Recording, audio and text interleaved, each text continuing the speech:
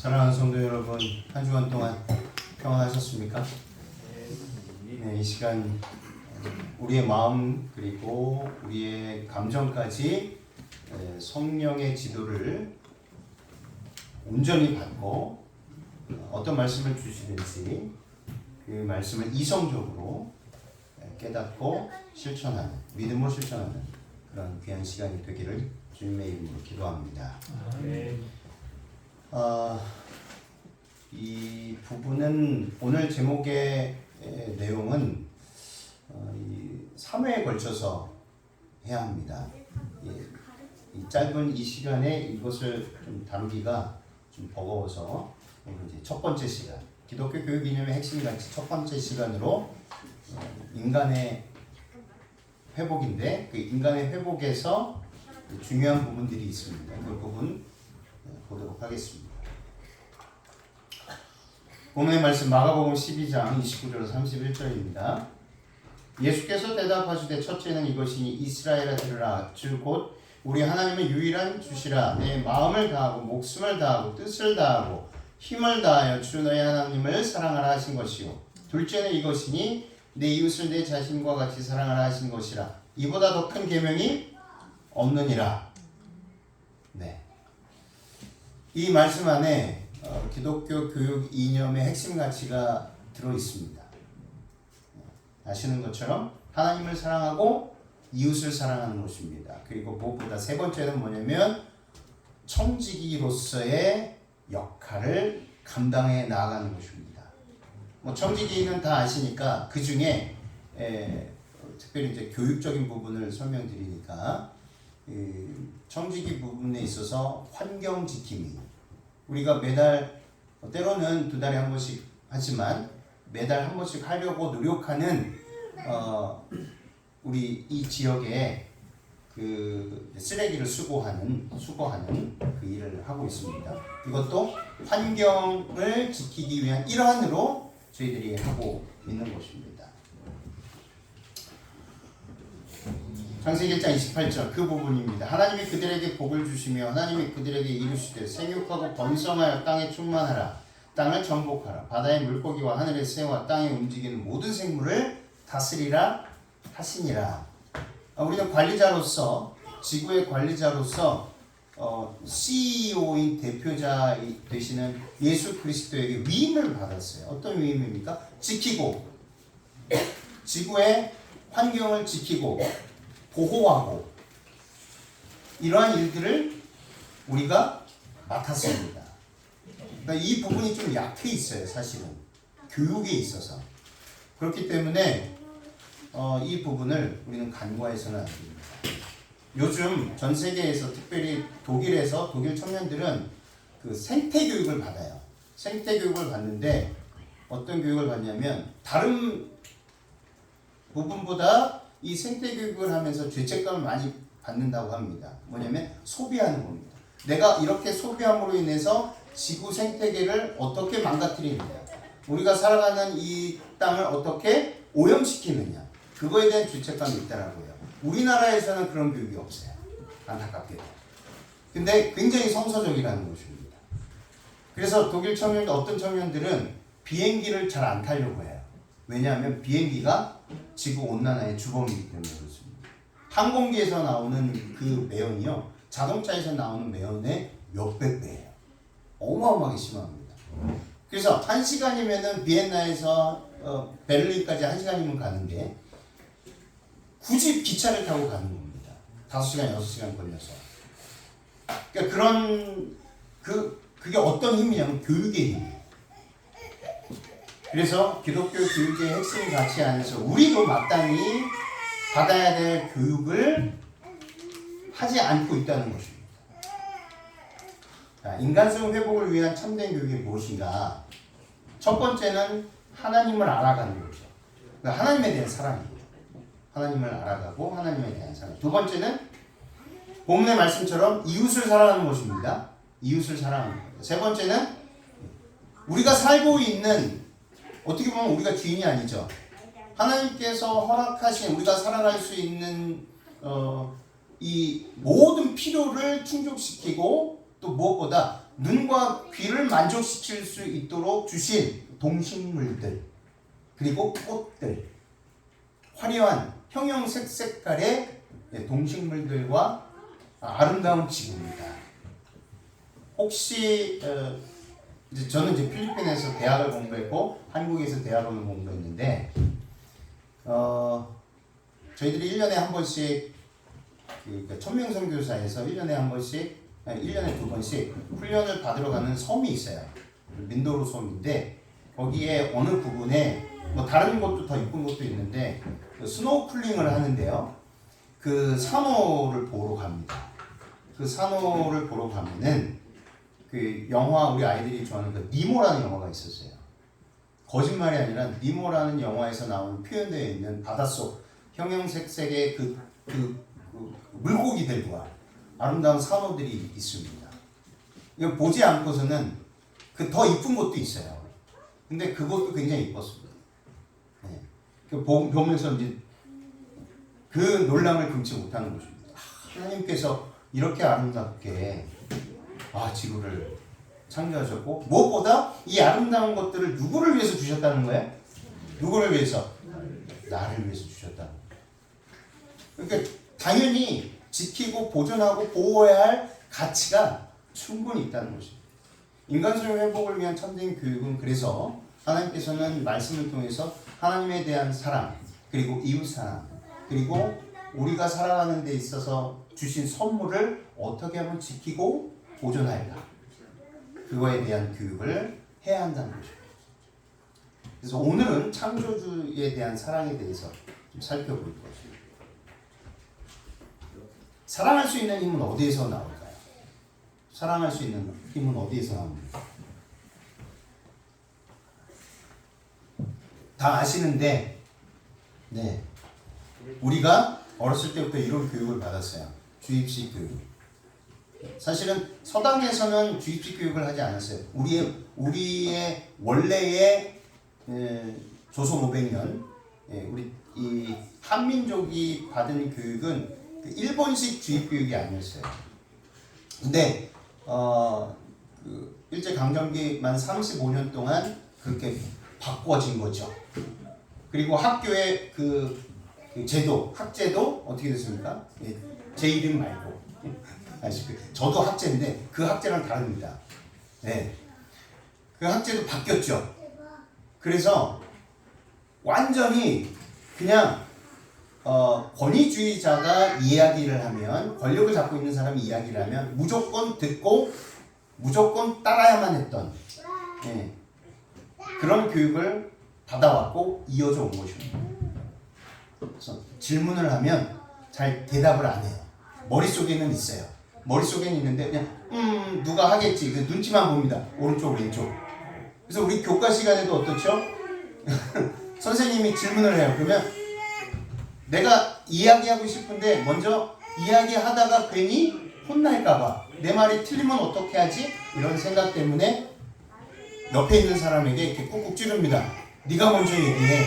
그러니까 네가 먼저 얘기하는 걸 내가 듣고 그래, 내 생각과 비슷하고 전반적으로 이 분위기가 안 좋으면, 좋다라고 생각하면 내게도 이렇게 얘기할 거야. 이런 어렸을 때부터 갖고 있는 무의식 중에 그런 교육에 밑바탕이 있다는 것입니다. 사랑할 수 있는 힘은 어디에서 나옵니까? 네, 여전히 말씀을 안 하시죠. 그래서 아마 동의하실지 모르겠어요. 나의 존재 가치가 값을 매길 수 없을 만큼 특별하다는 것을 상대방으로부터 알게 될 때. 이거는 저의 표현입니다.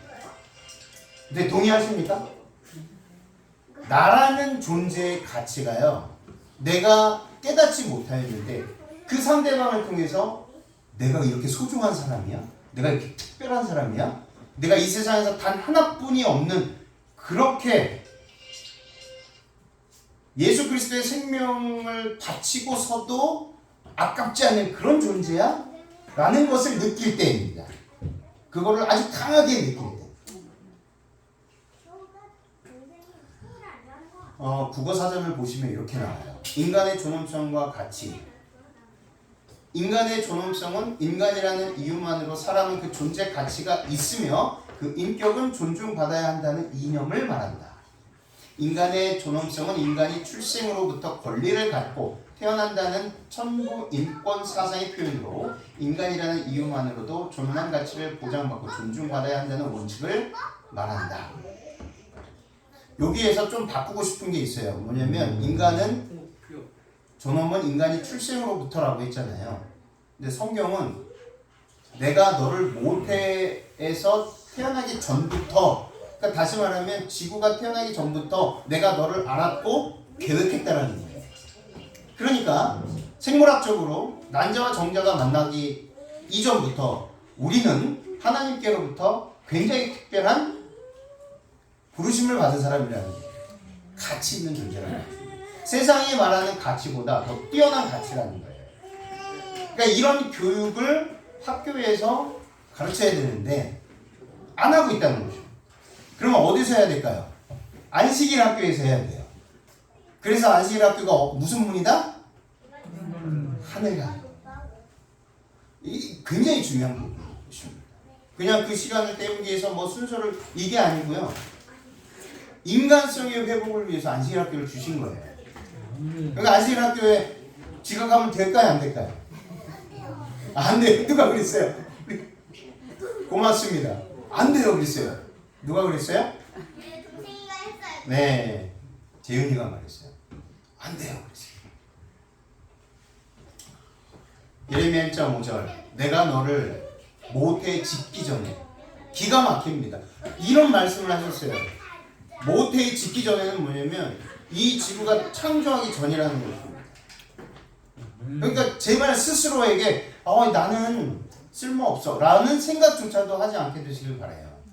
내 주위 환경 때문에, 나의 처지 때문에, 내가 태어난 배경 때문에 나는 쓸모없는 놈이다. 제가 그랬거든요. 사춘기 때 부모님의 헤어짐으로 인해서 어마어마한 그 고통의 시간을 보냈어요. 그래서 도대체 이럴 거면 왜 나를 낳았지? 이렇게 무책임한 부모들이 어디 있나? 네, 그래서 그때는 막 뭐라고는 안 했어요. 참 다행히 다른 친구 같았으면 따지고 대들고 그랬을 텐데 저는 그냥 묵묵히 있다가 어떤 생각을 했냐면 그래 엄마 아빠의 인생이지 그분의 인생이니까 스스로 가장 좋은 선택을 하셨을 거야 하고 그 모든 것들을 그냥 혼자 감내했었어요. 그러고 보면 저도 참 대단한 것 같아요. 네. 참 착했던 것 같죠.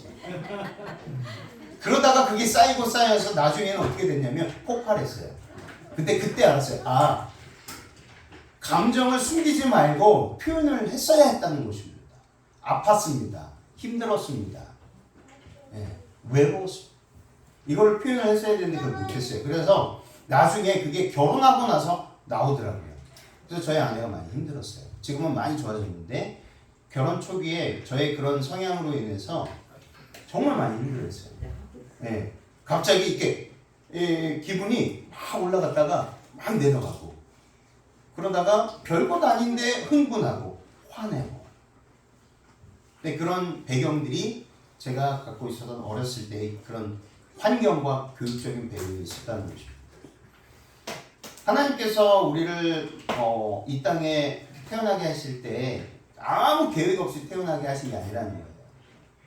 모태 짓기 전에 난자와 정자가 만나고 생물학적으로 만나기 이전부터 김혜택이라는 박필자라는 한은영이라는 김영애라는 남정옥이라는 이 이름을 분명하게 계획하시고 몇 년도 몇 월 며칠 몇 시에 어느 곳에서 비록 그 죄악 세상이기 때문에 가난하게 태어날 수 있어요. 또 부자일 수도 있고 그렇지만 하나님께는 그 어떻게 태어난 게 중요한 게 아니에요. 하나님께서 계획하시고 우리가 죽을 때까지 그 인생을 책임지신다는 게 중요하다는 것입니다. 이 환경은 아시잖아요. 죄로 인해서 이렇게 되어버린 것입니다. 우리의 선택으로 인해서 이렇게 되어버린 거예요. 하나님이 일부러 이렇게 만든 게 아니잖아요. 그러면 우리가 당연히 그 부분은 감당해야 한다는 것입니다. 네.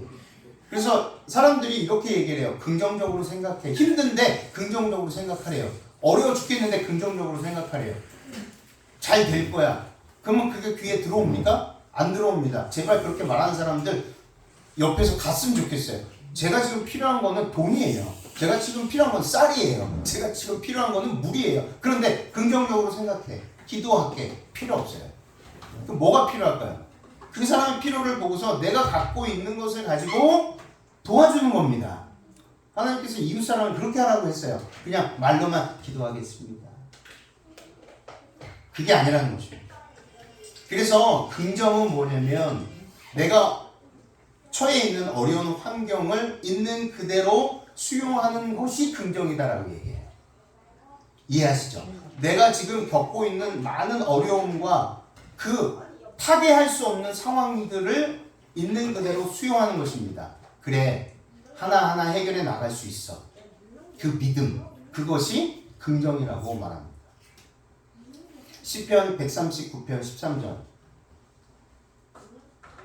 주께서 내 내장을 지으시고 나의 모태에서 나를 만드셨어요. 내장을 지으셨다는 건요, 하나하나 우리 세포 하나하나에 너는 요렇게, 코는 요렇게, 입은 요렇게, 눈은 요렇게. 근데 미안해, 네가 나중에 태어나서 스스로 거울을 보고서 왜 나를 이렇게 태어나겠지? 라고 할 수도 있지만 그게 전부가 아니야 라고, 그렇게 해서 태어난 존재가 우리입니다. 네. 가끔 지금도 그러시죠. 거울을 보고 만족하지 못해. 여기는 조금 깎았으면 좋겠어. 눈은 조금만 이렇게 뒤집었으면 좋겠어. 코를 이렇게 좀 세워서, 이렇게 생각하시는 분들 계시죠? 시편 139편을 생각하시길 바랍니다. 네. 보이는 게 전부가 아닙니다. 보이는 게 전부가 아니고 보이지 않는 세포입니다. 세포. 우리의 세포 하나하나를 하나님께서 친히 당신의 손으로 지으셨다는 것입니다. 요한일서 4장 19절. 우리가 사랑함은, 다 함께 하겠습니다. 우리가 사랑함은 그가 먼저 우리를 사랑하셨습니다. 우리의 신체를 연구하면 연구할수록요, 정말 신묘막측, 말도 안 된다는 거예요. 말도 안 되고 기가 막히게 과학적이라는 거예요. 우리 안에 다 넣어주셨잖아요. 그래서 스스로 자생하고 스스로, 면역 체계거든요. 아프면 나쁜 세포가 들어오면 그 나쁜 세포를 공격하기 위한 좋은 세포들이 막 가가지고 그 나쁜 세포가 빨리 죽어서 배출될 수 있게끔. 온실안에 화초라는 말을 들어보셨죠? 무균실에 있는 사람은요, 균이 가득한 이렇게 공기 중에 균이 가득한 이 무균실이 아닌 곳에서 자란 아이보다 더 건강할까요? 약할까요? 약합니다. 희한하게. 그게 왜 그런지 아세요? 우리에게 주신 자가 면역 체계 때문에. 어떤 병균이 와도요, 그 병균에 맞춰서 싸웁니다. 그리고 그렇게 변형이 돼요. 기가 막힙니다. 에베소서 5장 2절. 그리스도께서 너희를 사랑하신 것 같이 너희도 사랑 가운데서 행하라. 그는 우리를 위하여 자신을 버리세요. 우리를 위해서 버리셨어요. 다 주셨습니다. 향기로운 제물과 희생 제물로 하나님께 드리셨는데. 로마서 5장 6절로 8절. 우리가 아직 연약할 때에 기약대로 그리스도께서 경건하지 않은 자를 위하여 죽으셨도다. 의인을 위하여 죽는 자가 쉽지 않고 선인을 위하여 용감히 죽는 자가 혹 있거니와 우리가 아직 죄인 되었을 때에 그리스도께서 우리를 위하여 죽으심으로 하나님께서 우리에 대한 자기의 사랑을 확인하시고 확증하셨느니라. 우리가 아직 죄인 되었을 때는 무엇입니까? 우리가 아직 연약할 때, 그리고 경건하지 않는 때, 이 모든 말씀이 무엇이냐면 하나님이 도대체 나의 창조주라는 것도 인정하고 있지 않을 때입니다. 하나님이 나의 주인이시라고, 나를 만드셨다고 별로 인정하고 싶지 않아. 이때 우리가 죄를 선택을 했잖아요. 그리고 하나님을 떠났습니다. 하나님을 버렸어요. 창조주를 버렸습니다. 그럼에도 불구하고 창조주께서는 아니야, 너는 내 아들이야, 너는 내 딸이야, 내가 너를 고쳐줄 거야, 내가 너를 완전하게 다시 죄 있기 전 에덴 동산의 아담과 하와의 그 상태로 돌려놓을 거야. 주님의 각오와 다짐과 목표입니다. 그 목적을 가지고 이 땅에 내려오신 거예요. 어떻게 이러실 수 있으시죠? 대가를 바라지 않으셔요. 뭐 하라고 하지 않으셔요. 그냥 주님의 그 강한 의지로 우리는 구원을 받은 겁니다.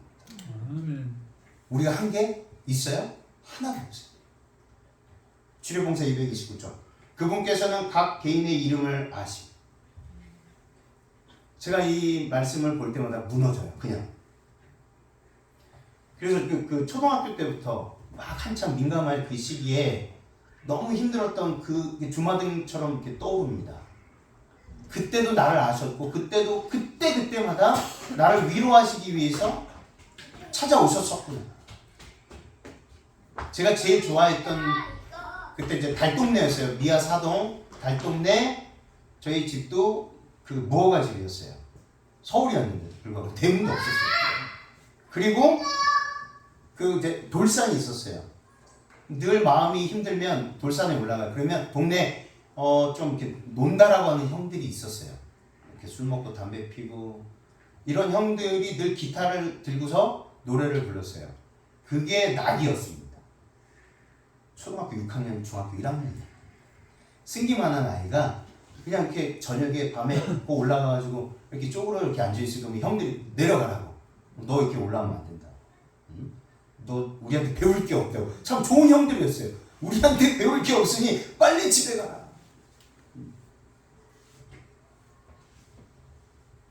근데 이 말씀을 볼 때마다 하나님께서 나를 아시는데 당신의 사랑하는 아들을 다른 어떤 사람을 위해서가 아니고 마치 저 김학재라는 저 한 사람을 위해서, 이 지구상에 단 한 사람도 없어요. 저밖에 없어요. 나를 위해서 예수 그리스도를 십자가에 달려 돌아가시게 했다는 거예요. 그리고 스스로 그 십자가에 달려 돌아가셨다는 거예요. 이해할 수가 없는 거죠. 내가 뭔데 도대체? 나는 내 스스로 태어나지 말아야 할 존재라고 늘 생각을 하는데, 이런 내가 이렇게 귀하다고? 이런 내가 이렇게 소중하다고? 내가 이렇게 값지다고? 그 무엇과도 바꿀 수 없는 존재라고 하시는 것입니다. 교회직원 5권 345쪽. 그분은 그분의 피조물 된 각 사람의 소원을 아시고 모든 사람의 마음에서 숨겨지고 표현되지 않는 슬픔을 어떻게 하신다고요? 읽으시고 아십니다. 슬픔까지, 고통까지, 말할 수 없는 고통까지 다 아셔요. 다 아시고 어떻게 하면 그러니까 그런 모습을 상상이 됩니다. 오히려 저보다 저의 말할 수 없는 그 아픔과 슬픔을 동정하시고 아시는 주님께서 더 이렇게 애가 끓는 그런 모습을 상상해봐요. 조마조마하시는 거예요. 우리 아들이 이것 때문에 아프면 어떻게 하지? 이것 때문에 마음에 상처가 되면 어떻게 하지? 내가 이거 다 해줄 수 있는데, 내 이름만 부르면 되는데, 나만 부르면 되는데. 그래 조마조마하시는 거예요. 그러면서 늘 따라다니시죠. 아들아, 딸아, 내 이름만 불러다오. 그러면 내가 너를 보호해주고 지켜줄게. 다 해결해줄게. 너의 슬픔을 기쁨으로 바꿔줄게. 시대소망 479쪽. 예수께서는 우리를 개인적으로 아시며 우리의 연약함을 동정하십니다. 기독교 교육의 핵심 가치가요, 전체는 두 번째고 첫 번째 개인입니다. 예수님께서는 우리 개개인별로 만나시고 접촉하시고 우리의 모든 문제를 해결해 주시기 위해서 당신의 생명까지 아깝지 않게 우리에게 주신 분이십니다. 그리고 나서 공동체, 인간 존엄성에 대한 교육. 그래서 첫 번째는요, 하나님을 사랑함에 있어서 우리 스스로 하나님을 사랑할 수가 없어요. 아무리 노력해도. 그래서 배워보니까 하나님이 나를 이렇게 사랑해 주셔요. 그리고 가치 있다라고 말씀해 주세요. 그 무엇과도 바꿀 수 없다고 말씀해 주세요. 굉장히 소중하다고 말씀해 주세요. 그래서 당신의 생명까지 바치면서까지 이 죄악 세상에서 나를 살려 주셨어요. 그렇다면 우리는 어떤 교육을 받아야 됩니까? 정체성의 교육을 받아야 돼요. 그 정체성의 교육은요, 성이라고 생각해요. 일반적으로 알고 있는 이 성이란 생물학적으로 남녀를 구분하는 신체적 유전적인 용어입니다. 그래서 섹스라는 말을 쓰고 요즘에는 젠더라는 말을 또 써요. 이 젠더는요, 사회적인 환경과 훈련에 의해서 남녀의 기질이 형성된다는 것을 강조한 용어로 새롭게 생긴 용어입니다. 특별히 이런 거예요. 너는 남자니까 이렇게 해야 해. 너는 여자니까 이렇게 해야 해에 대한 반론을 제기하는 거예요. 남자는 설거지하면 안 됩니까? 아니죠. 여자는 소방서 되면 안 되나요? 아닙니다. 그러니까 이런 편견이에요. 남자는 꼭 이래야 된다, 여자는 꼭 이래야 된다, 이렇게 살아야 된다는 편견을 벗어 던지자 라는 차원에서 생긴 용어가 젠더입니다. 그래서 이 성교육은요, 정체성 교육과 일맥상통하고 이것은 자아 실현을 위해서 매우 중요한 교육입니다. 근데 우리나라는 이 성교육을 좀 터부시하고요, 좀 무시하는 경향이 있습니다. 그리고 부끄러워하는 경향이 있어요. 그렇게 해서는 안 된다는 것입니다. 건강하게 이 성은요, 하나님께서 주신 최고의 선물 아시죠? 근데 우리는 어렸을 때부터 이 최고의 선물을 죄의식처럼 교육을 받아왔어요. 숨겨야만 하는 부끄러운 것으로만 여겨왔다는 거예요. 그러다 보니까 문제가 발생이 되는 거예요. 어떤 문제가 발생이 되죠? 다른 사람에 대한 성을 존중하지 않고 그럼으로 인해서 온갖 말도 안 되는 범죄들이 양상되는 것입니다. 하나님께서 원치 않는 일들이 벌어지는 것입니다. 그래서 자아 실현은 개인이 지니고 있는 소질과 역량을 스스로 찾아내서 그것을 충분히 발휘하고 개발하여서 자기가 목적한 이상을 실현하는 것입니다.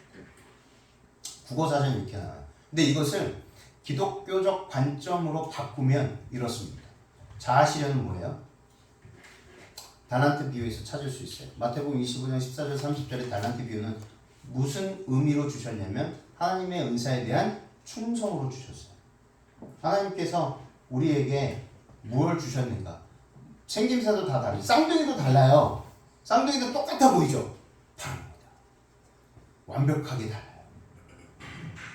모습이 같은 사람이 이 세상에 단 한 명도 없어요. 성격이 같은 사람이 단 한 명도 없어요. 가치관이 같은 사람이 단 한 명도 없어요. 뚜렷한 개성을 가지고 태어납니다. 그 이유는 뭐예요? 아까 말씀드렸죠. 하나님께서는 개개인별로 만나시고 개개인별로 응대하시고 개개인별로 그 사람이 가지고 있는 고유의 영역을 존중해 주셔요. 그 누구도 침범할 수 없도록. 실물교훈 326쪽. 우리 주께서는 인생의 참된 목적은 봉사에 있음을 가르쳐 주셨다. 달란트를 통해서, 재능을 통해서 사람은 다른 사람을 위해 봉사하는 생애를 통하여 누가 연결됩니까? 예수님과 연결돼요. 뭐를 통해서? 봉사를 통해서. 나에게 주신 은사와 달란트와 재능을 어떻게 활용하느냐에 따라서 주님과 연결되고 결속되어서 더 이상은 끊이지 않게 되는 것입니다. 봉사의 법칙은 우리를 하나님과 연결시키는 고리가 되는 동시에 우리 동포들과 연결시키는 고리가 된다. 우리에게 가장 크게 관계되는 문제는 내가 얼마나 많이 받았느냐가 아니라 내가 받은 것을 어떻게 사용하고 있느냐 하는 것입니다. 우리의 온갖 능력을 개발하는 것이 하나님과 우리의 동포를 위해 해야 할 첫 번째 의무가 되는 것입니다. 재능과 유용성이 날마다 자라나지 않는 자는 인생의 목적을 이루지 못하고 있는 것이다. 다시 말해 자아 실현을 제대로 하고 있지 못하는 것입니다. 고린도전서 12장 4절로 11절에 은사는 여러 가지나 성령은 같고, 그렇죠? 성령은 한 분이십니다. 이 성령께서 감동을 받아서 성령께로부터 받은 은사는 다 다르다는 것입니다. 직분은 여러 가지나 주는 같으며 또 사역은 여러 가지나 모든 것을 모든 사람 가운데서 이루시는 하나님은 같으니 각 사람에게 성령을 나타내심은 유익하게 하려 하십니다. 어떤 사람에게는 성령으로 말미암아 지혜의 말씀, 어떤 사람에게는 같은 성령을 따라 지식의 말씀을, 다른 사람에게는 같은 성령으로 믿음을, 어떤 사람에게는 한 성령으로 병 고치는 은사를, 어떤 사람에게는 능력 행함을, 어떤 사람에게는 예언함을, 어떤 사람에게는 영들 분별함을, 다른 사람에게는 각종 방언 말함을, 어떤 사람에게는 방언들 통역함을 주시나니 이 모든 일을 같은 한 성령이 행하사 그 뜻대로 각 사람에게 나누어 주시는 것이니라. 그래서 우리는요 값으로 산 것이 되었죠. 누구의 값? 그리스도의 피의 보혈의 값으로. 뭐 이거는 갚을 길이 없습니다. 너무 어마어마해서. 은이나 금같이 없어질 것으로 한 것이 아닙니다. 그리스도의 보배로운 피로 산 것이 이는 산 자들로 하여금 다시는 저희 자신을 위해 살지 않고 우리 자신만을 위해서 살지 않고 오직 저희를 대신하여 죽었다가 다시 사신 자를 위하여 살게 하려 함이니라. 이게 기독교 교육의 핵심 가치의 중심에 있는 거고요. 그 중심에서 우리가 인간성 회복을 위해서 가장 먼저 해야 될 교육이 정체성 교육. 그래서 성교육을 어렸을 때부터 제대로 받아야 하는 것입니다. 이 성은요, 이 성에 대한 왜곡된 인식과 행위가 어떻게 인간의 존엄성과 가치를 파괴하고 말살하는지 그에 대한 성경의 강력한 경고는 무엇일까요? 굉장히 많아요. 굉장히 많고 마지막 때에 이것으로 인해서 구원받아야 될 한 명 한 명 너무 소중한 가치 있는 존재들이 완전히 죄악 세상에 빠지고 몰살당하고 파괴한다는 것입니다. 그래서 엄격하게 경고하셨죠. 현대어 성경 창세기 19장 5절에 현대어 성경 이렇게 더 마음에 와닿게 되어 있습니다.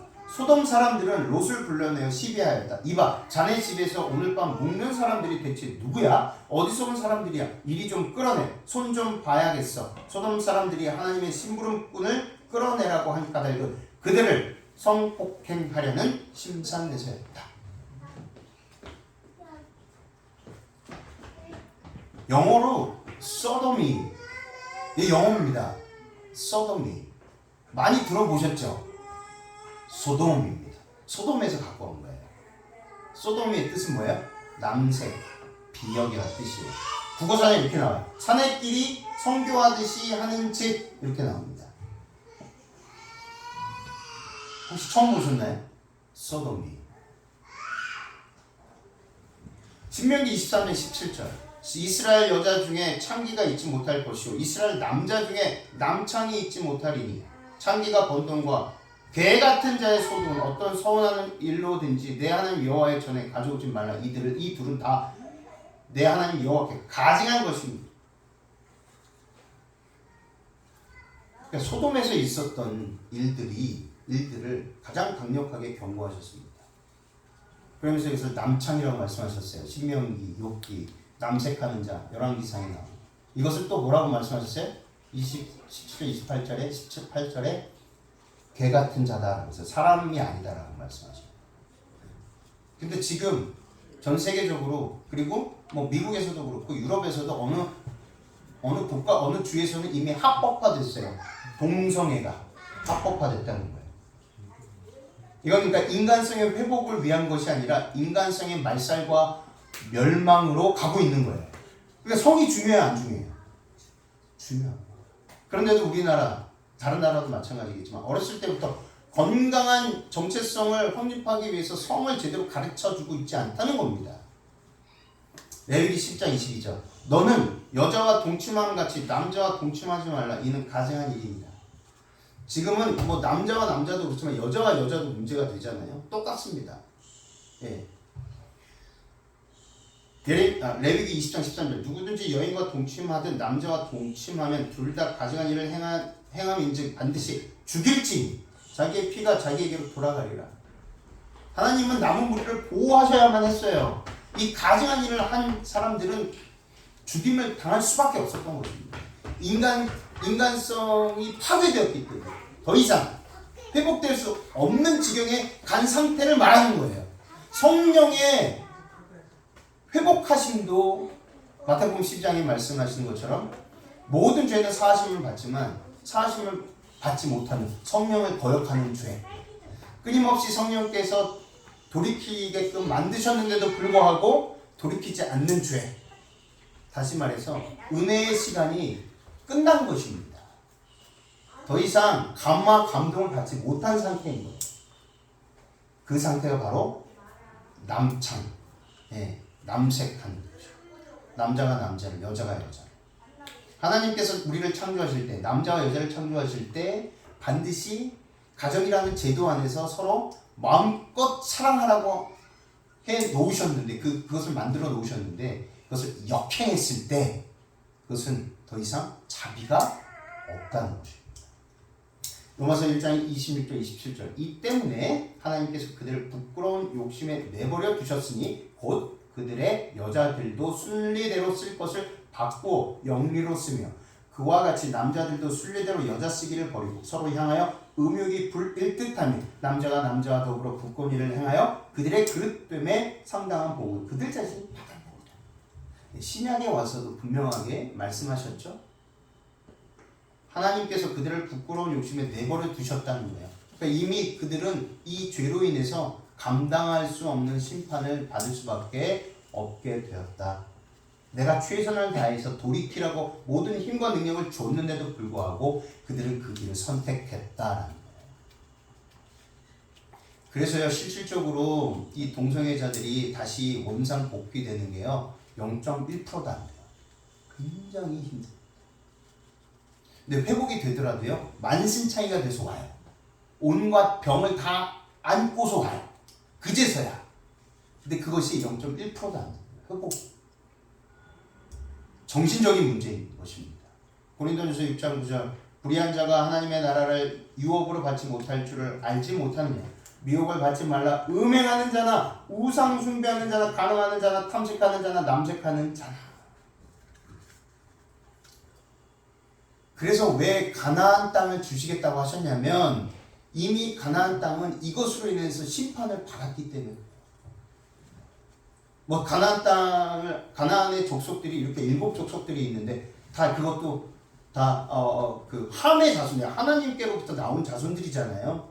아담의 자손들 중에 하나님을 향한 자손이 아니라 하나님을 역행하는 사단을 향한 자손, 함의 자손으로부터 이 가나안 족속이 이루어져 있습니다. 그런데 그들이 무엇 때문에 망했는가?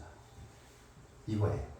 이 7 족속들이 있는데 그들의 가증한 문화와 풍습이 있었습니다. 뭐였냐면 성경에는 이들의 사악하고 가증한 풍습들이 엄히 경계되고 있었는데 대표적인 악행들이 뭐냐면 남색, 근친상간, 수강, 우상숭배, 각종 사술들이 있어요.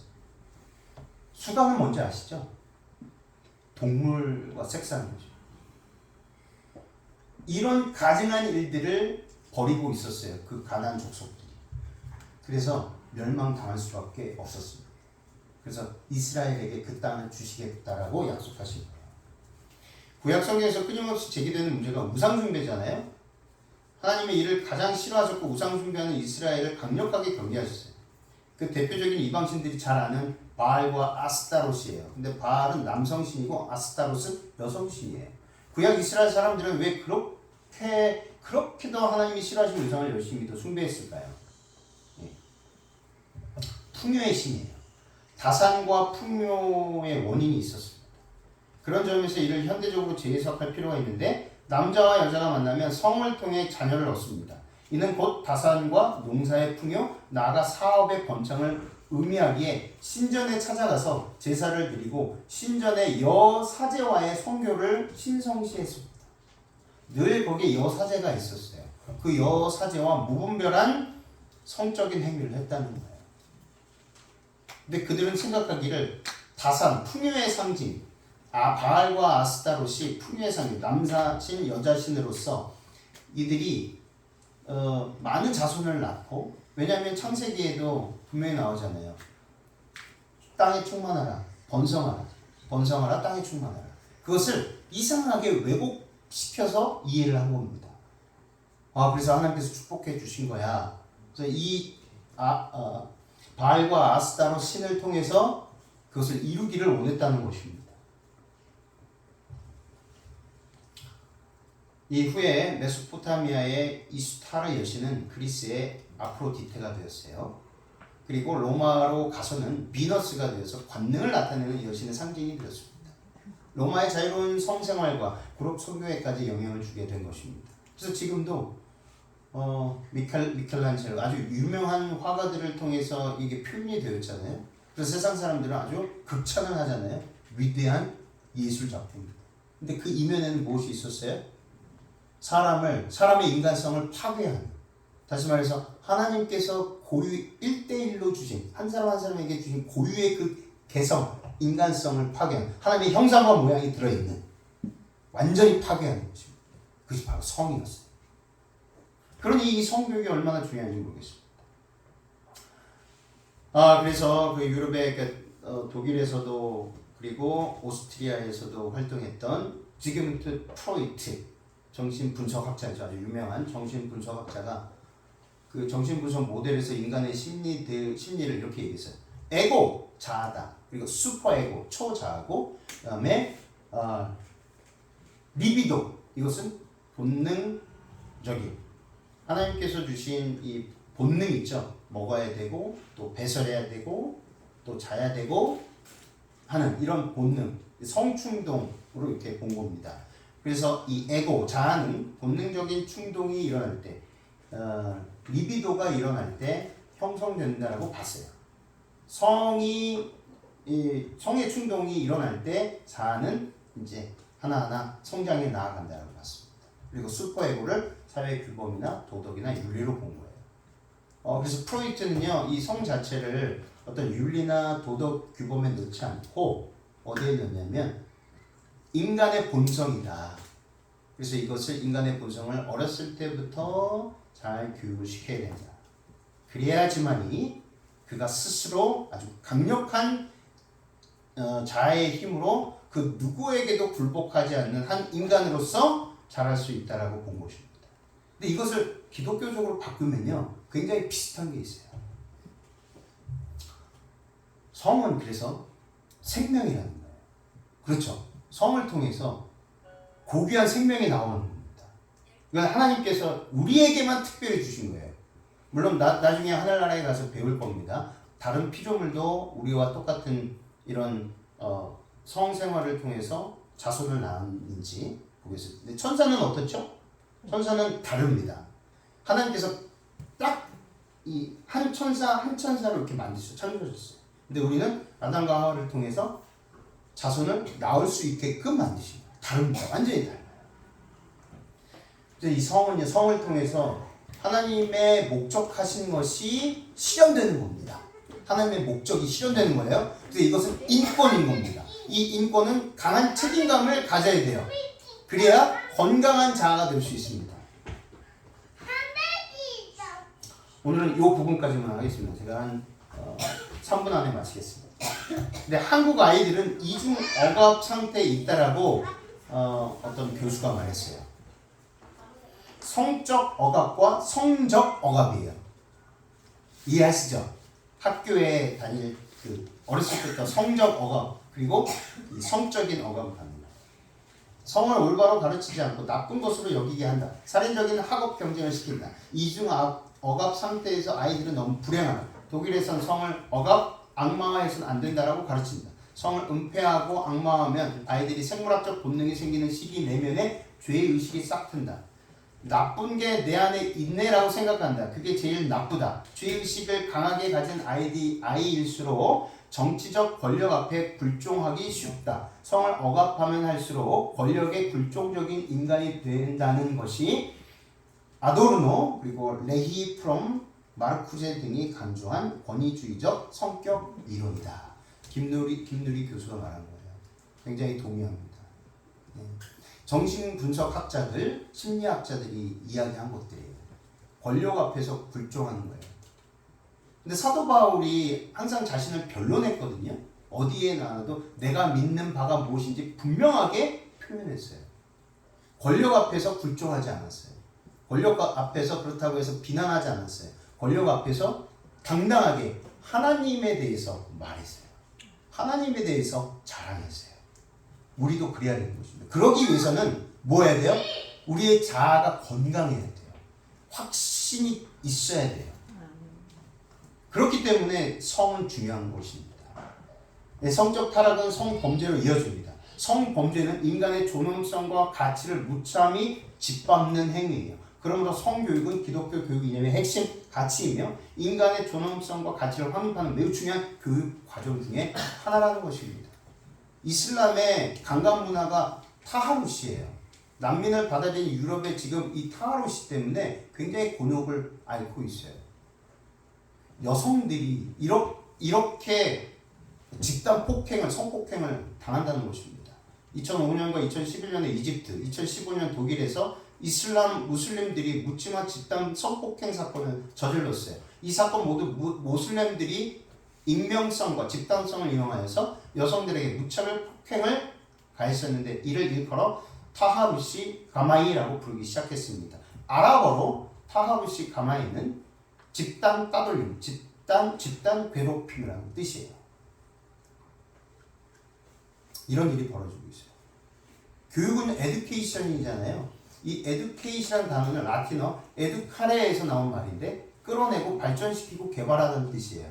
우리나라처럼 무조건 집어넣는 교육이 아니라 내 안에 있는 고유의 영역을 끌어내서 하나님께서 우리에게 주신 달란트와 은사와 재능이 있죠. 그것을 끌어내서 하나님의 방법대로 뜻대로 죽어가는 영혼을 살리는 데 쓰는 거예요. 그게 교육이에요.